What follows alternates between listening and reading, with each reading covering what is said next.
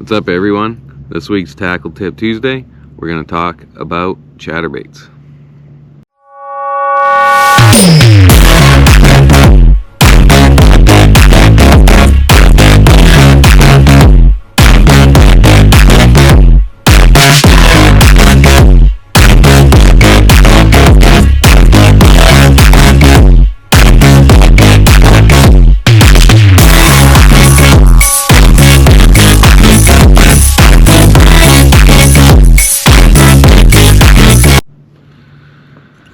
So on this week's Tackle Tip Tuesday, we're talking about chatterbaits, and there's a handful of little tricks you can do to change the action of this thing.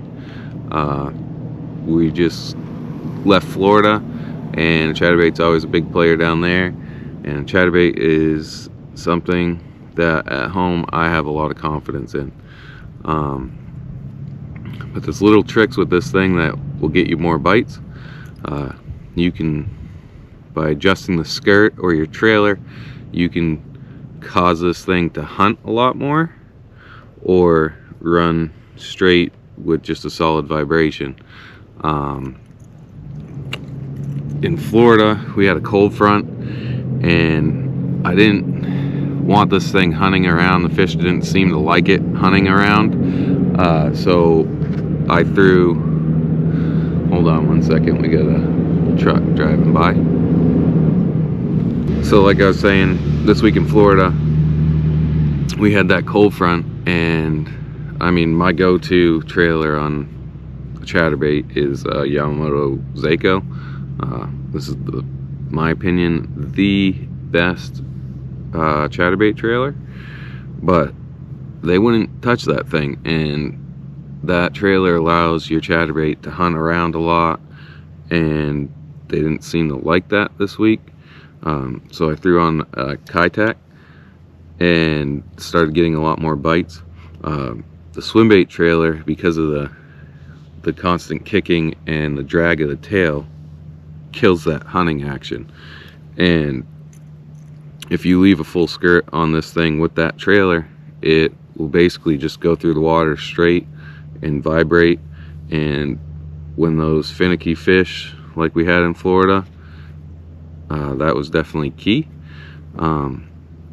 If I want this thing to hunt a lot more, I will trim that skirt right to the back of the hook almost, and that will allow this thing to hunt even more than it would with just this trailer.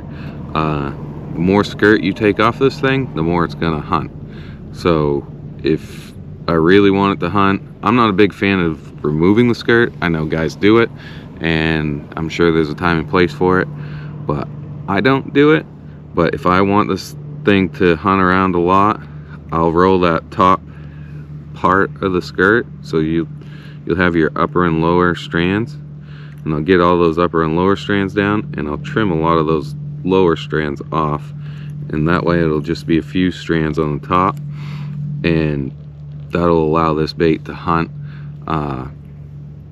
And the other thing I'll do is I'll go from 20-pound fluoro on that to 15-pound fluoro, and that just gives it more freedom to move in the water.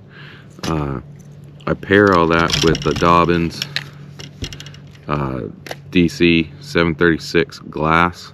This is a Champion XP. This is, in my opinion, the best chatterbait rod made.